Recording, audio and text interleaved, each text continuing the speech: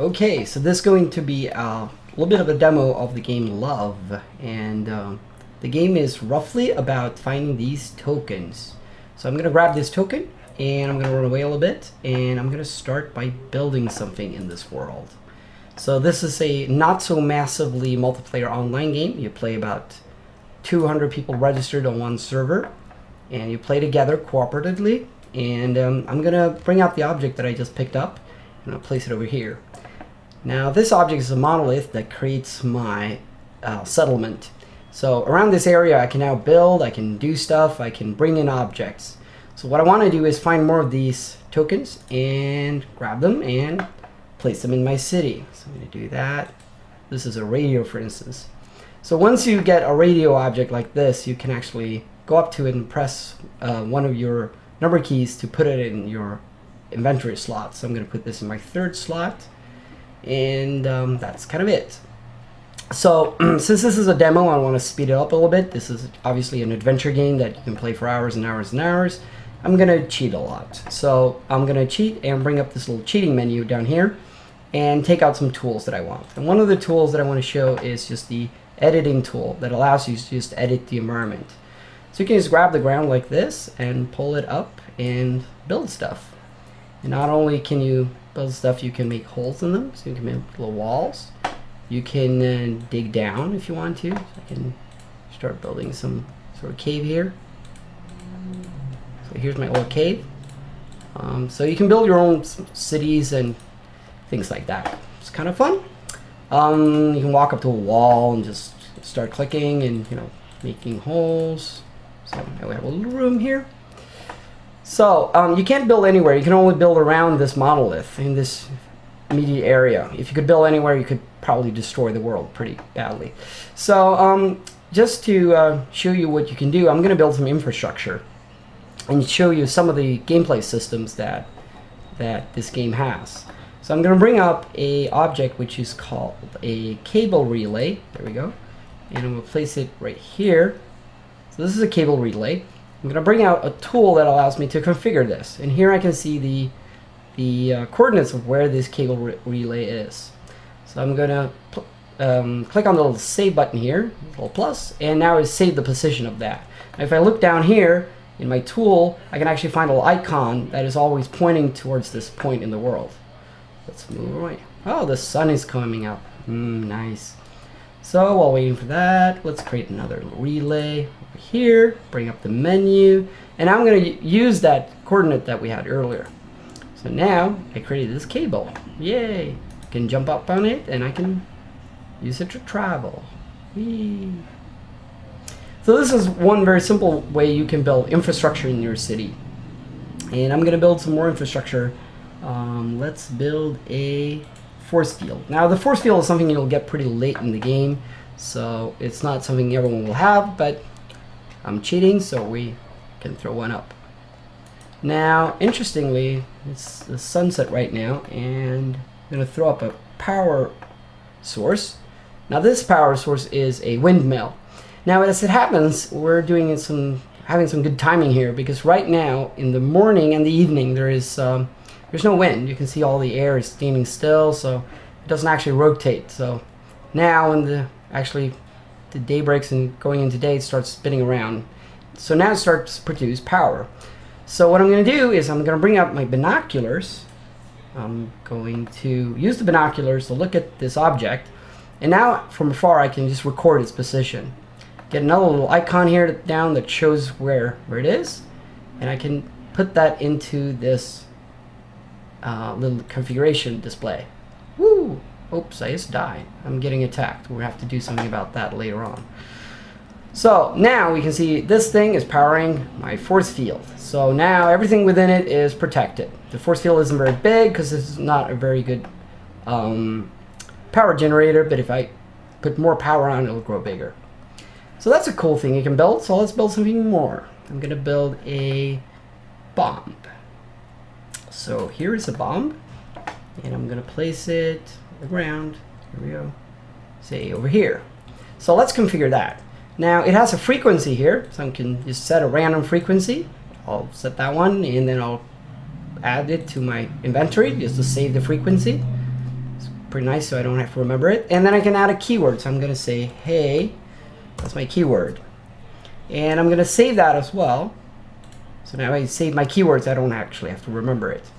Now I'm going to walk over here, and I'm going to choose the radio that I picked up earlier. So now I can change this frequency of the radio. If I set any frequency, anyone else who has the same frequency will read my chat messages. So I can use chat, blah, blah, blah, and they will be able to read it. So now I'm going to chat on a specific frequency, namely the frequency that we set the bomb to. So I'm going to click on the frequency key, and that sets it to 104.3 megahertz, which is what I had on the bomb. And then I can actually click on the key and then just add my keywords into the word that I'm going to say. So just by pressing enter now, the bomb will go off because the bomb is actually listening to that frequency for that specific keyword. To make it even more convenient, I can actually click over here for the message and save that. So now I have a little button here. I can just press it at any time I want to send the message, which makes the bomb go off. I can even put keystroke on it so that I can bind it to, say, the T key, and now I can just press the button whenever I want to have this thing explode. Whee. So this is fun, but let's make it even more fun. I'm going to build a object that is a proximity sensor. I'm going to place it around here in the stairs. I'm going to bring up the configure menu. I'm going to set the frequency to the same frequency. And then I'm going to set the keyword to the same keyword, and all of a sudden we hear explosions in behind. That's because this object will actually look for anyone being real close to it, and when I go close to it, it will actually start sending out this message that will make the bomb go off. So you can see I'm actually reading sensor alert, hey, my name, and then the position of where I'm at. So this kind of infrastructure allows you to build pretty complex systems. You can build turrets, you can build buttons, you can build all kinds of interesting things, and power generators and what have you. And that will actually teach you a lot about how the technology in this world works. And so that's really useful. And how is it useful? Let's go out into the world and find out. I'm going to cheat a little bit now and bring out a really nice gun, because I'm going to need one. So here's my slug rifle. Yay! So now you can see this is a huge city here, and this city is actually starting to send rockets my way. Whee! It's a pretty angry city. And you can see it has a bunch of defense system that is currently working against me. But these all require power, and they require coordinates, and they require different things in the infrastructure. So just by learning how the infrastructure works, you as a player can actually figure out how to beat these systems. So for instance, if you come across a turret that is powered by a windmill, you know that the windmill doesn't work at dawn and dusk, so you can just wait until that moment and use that moment to take your chance and get past the defenses. So I'm gonna run around here. Now we're actually at the top of the world, so there's a lot of ice here, but let's see what we can find. I'm gonna show you a little bit of an area around here. Some bad guys.